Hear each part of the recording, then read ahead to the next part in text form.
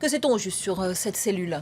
En tout cas, on sait aujourd'hui, si je puis dire, que c'était la cellule souche, si on peut dire ça comme ça, des attentats de Paris et de Bruxelles.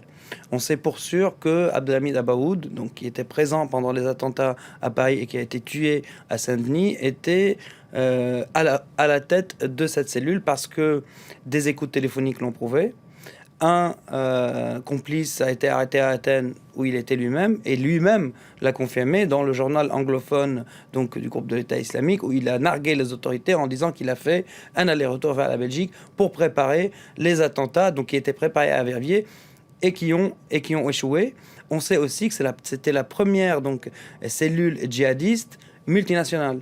Ça veut dire qu'il y a des Marocains, un Pakistanais, des Belges, des Français, que ce soit parmi les prévenus, parmi les complices. Donc, ce qui nous donnait déjà un avant-goût, entre guillemets, de ce qui allait se passer à Paris et après à Bruxelles, plusieurs mois après, plus de 16 mois après. Oui. Est-ce qu'elle a été entièrement démantelée, cette cellule?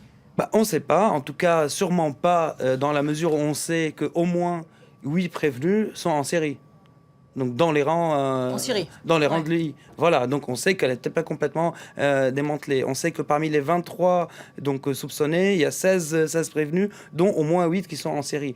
Donc bien sûr, en tout cas, ce qu'il faut rappeler, c'est que les autorités belges, ils ont prouvé à ce moment-là une grande efficacité, parce qu'ils ont réussi à détecter 2 personnes retournées de Syrie et une troisième donc, qui revenait dans cet appartement du quartier de la Colline, et qu'ils ont réussi à les mettre sur écoute. Ils ont quand même réussi à déjouer leur projet d'attentat qui était quand même assez avancé dans la préparation. On sait qu'ils avaient par exemple des uniformes de police, qu'ils avaient de quoi préparer du TATP, même s'ils ne l'avaient pas encore fabriqué, parce que c'est un explosif donc, artisanal et très volatile. Donc il faut le garder au froid. Voilà, il y a des mesures pour qu'il reste efficace, si je puis dire, entre guillemets. Donc on sait qu'ils avaient un mode opératoire assez avancé et des projets assez avancés de par ce qui a été trouvé chez eux, et même dans l'ordi qu'Abaoud avait abandonné en Athènes. Et après, d'après les dires d'Abaoud et de lui eux-mêmes, quand ils ont mis en avant ces martyrs tels qu'ils disent, donc les 2 djihadistes qui ont été tués par la police. Est-ce qu'on connaît d'autres projets que ces attentats de Paris et de Bruxelles? En tout cas, on sait qu'il y a plusieurs projets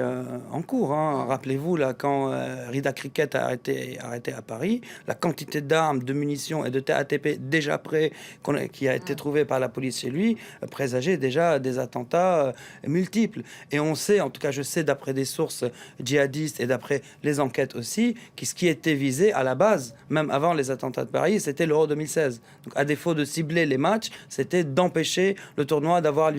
Ouais. Voilà. Merci.